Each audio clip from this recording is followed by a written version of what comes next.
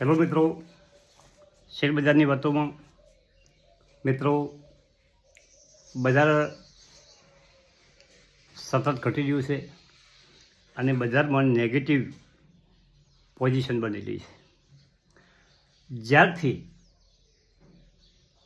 Trump સાહેબની યાત્રા ચુનાવ પ્રચારની શરૂ થઈ ત્યારથી બજારમાં વેચવાલી વધારે અને સતત ઘટાડો દેખાઈ રહ્યો છે. એક દિવસ બજાર થોડુંક સામાન્ય વધે છે અને બીજે દિવસ એનાથી બજાર વધારે ઘટે છે. આ પોઝિશન સતત 3 થી 4 મહિના ચાલી રહી છે. બજારમાં સતત લાલ રંગ દેખાઈ રહ્યો છે, આપણે બધા જોઈએ છીએ.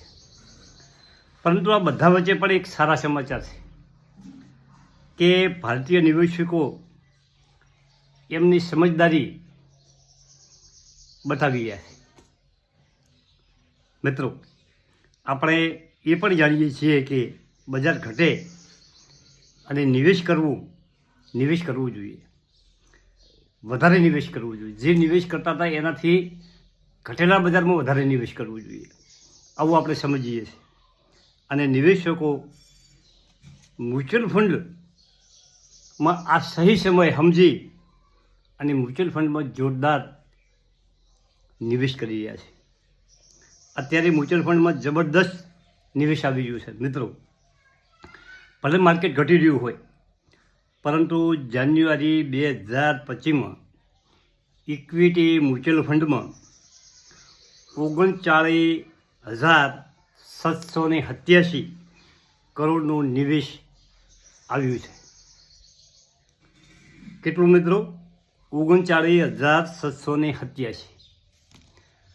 2020માં દર મહિને 4 કરોડનું નિવેશ આવતું હતું, દર મહિને 4,000 કરોડનું નિવેશ આવતું હતું. અને આજે જાન્યુઆરી 2025માં એક જ મહિનામાં 39,787 કરોડનું ઇક્વિટી મ્યુચ્યુઅલ ફંડમાં નિવેશ આવ્યું છે, જે ડિસેમ્બર મહિનાની સરખામણીમાં 3.5% વધારે છે. જે ડિસેમ્બર મહિનાની સરખામણીમાં 3.5% વધારે છે. લોકો ઇક્વિટીમાં ડિસેમ્બરની તુલનામાં જાન્યુઆરીમાં વધારે રોકાણ કર્યું છે. આ સ્પષ્ટ આંકડા છે. વસ્તુ સતત એ કોમન હોય છે કે જેમ જેમ બજાર ઘટે છે તેમ તેમ નિવેશકો પોતાના પૈસા બનાવવા માટે બજારમાં નિવેશ કરતા હોય છે. પરંતુ બજારમાં હજી પણ ઘટાડાનો ભય દેખાઈ રહ્યો છે. જે ટેરિફ વોર ચાલી રહ્યું છે અમેરિકાનું, વિવિધ દેશો, બીજા ઘણા દેશો ઉપર, ભારતનો એક જ પ્રશ્ન નથી, વિશ્વના ઘણા દેશો ઉપર ટેરિફનો ભય તોડાઈ રહ્યો છે. અને આ ટેરિફના ભય વચ્ચે પણ આપણું બજાર ગમે તે રસ્તો કાઢશે, આપણો એક સમયથી બજાર વધવાની કોશિશ ચાલુ કરશે. પરંતુ ક્યારે કરે છે, કેટલો સમય લાગે છે, એ અત્યારે કહેવું મુશ્કેલ છે. બજારમાં અત્યારે હાલ પોઝિશન હજી પણ નેગેટિવ રહી છે. હજી પણ ધીરજ રાખવાનો સમય છે મિત્રો. હવે ટેરિફ, આપણી જે નિકાસ છે એના 70% નિકાસ આપણે અમેરિકામાં કરીએ છીએ. મિત્રો, નિકાસમાં ખાસમાં આપણે જે કાપડ ઉદ્યોગ છે એની કપડાની ખૂબ નિકાસ કરીએ છીએ. બીજો છે સેક્ટર આઈટી સેક્ટર, જે ટેકનોલોજી સેક્ટર છે એ પણ અમેરિકા સાથે જોડાયેલું છે. ચોથું સેક્ટર છે ફાર્મા સેક્ટર, જે દવા બનાવતી કંપનીઓ, એ પણ અમેરિકામાં ખૂબ નિકાસ કરે છે.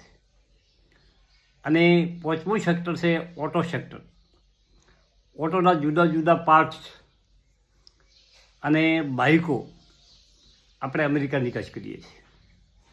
આવા 3-4 મહત્ત્વના સેક્ટરોનો માલ ખૂબ અમેરિકા જાય છે. અમેરિકા લગભગ કાચો માલ અહીંયા મંગાવી અને એના ઉદ્યોગોમાંથી રિફ્રેશ કરી નવી વસ્તુ બનાવી અને દુનિયાના દેશોમાં વેચે છે. હવે અમેરિકાની ઈચ્છા એવી છે કે તમારા પાસેથી, ભારત પાસેથી અમે આટલો બધો માલ લેતા હા તો સોમે તમારે ક્રૂડ ઓઇલ, ડિફેન્સના સાધનો તમે દુનિયા બીજા પાસે ખરીદો તો અમારી પાસેથી ખરીદો. મિત્રો, આપણને ખરીદવામાં કોઈ વાંધો નથી, પરંતુ દુનિયાના બીજો દેશોની સરખામણીમાં આપણે અમેરિકાની વસ્તુ મોંઘી પડે. આ બધા કારણો છે. આ બધા કારણો વચ્ચે રસ્તો નીકળશે, ગમે તે રસ્તો નીકળશે. આવું બજારમાં સતત ચાલતું હોય છે. અને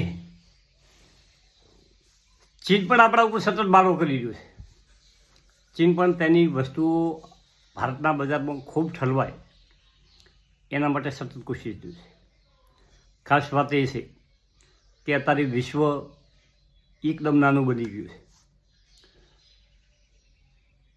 દુનિયાના દરેક દેશોને વેપાર કરવો છે. આખી દુનિયામાં વેપાર કરવો છે અને પોતાને ત્યાં બનેલો માલ બીજે વેચવો છે અને પૈસા કમાવા. એમાં ચીન હોય, ભારત હોય, અમેરિકા હોય, બધા દેશો.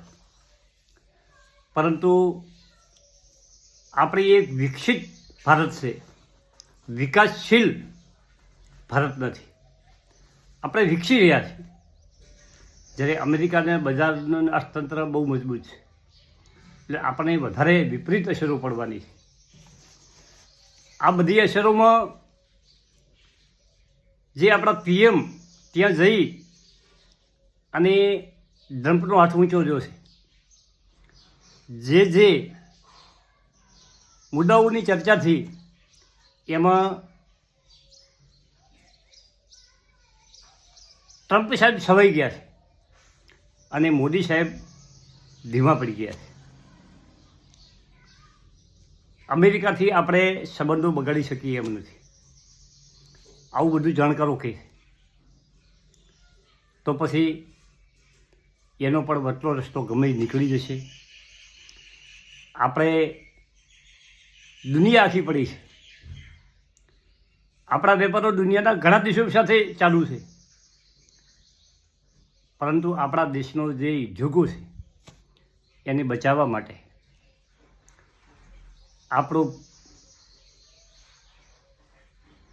આપણું જે સરકાર છે એ મથી રહી છે. હવે બીજી ખાસ વાત એ છે કે લોકો પાસે વધારે પૈસા આવશે એમ લોકો વધારે વસ્તુઓ ખરીદી શકશે, અને વધારે વસ્તુ ખરીદાશે તો ઉદ્યોગો સતત વિકસી રહેશે. ઉદ્યોગોનો માલ જેટલી ખપત થશે એટલો ઉદ્યોગો મજબૂત બનશે, અને ઉદ્યોગો મજબૂત બનશે તો ટેક્સ સરકારને વધારે આવશે. આ બધું ચક્ર ચાલતું હોય છે. એના માટે સરકારે ઇન્કમ ટેક્સમાં છૂટ આપી કે લોકો પાસે પૈસા રહે. હવે બીજી છૂટ જીએસટીમાં પણ સરકાર આપી શકે છે. જીએસટીમાં જે અમુક વસ્તુઓ છે એના માટે સરકાર છૂટ આપવાની વિચારણા કરી રહી છે. અને એમાં રિન્યુએબલ એનર્જીના ઉત્પાદન જે થાય છે ટૂલ્સનું, એમાં અત્યારે 12% જીએસટી છે, અને એ ઘટાડીને 5% કરવાની દરખાસ્ત જીએસટી કાઉન્સિલ સામે મૂકવાની વાત થઈ છે. હવે જીએસટી કાઉન્સિલની બેઠકમાં એનો શું નિર્ણય આવે છે એ બધું આગળના સમાજમાં આપણે જોઈ શકીશું. તો આ બધું અત્યારે બજારમાં ચાલી રહ્યું છે. નવા જે અપડેટ આવશે એ આપણે તમારી સામે મૂકવાની કોશિશ કરીશું. થેન્ક યુ, આભાર.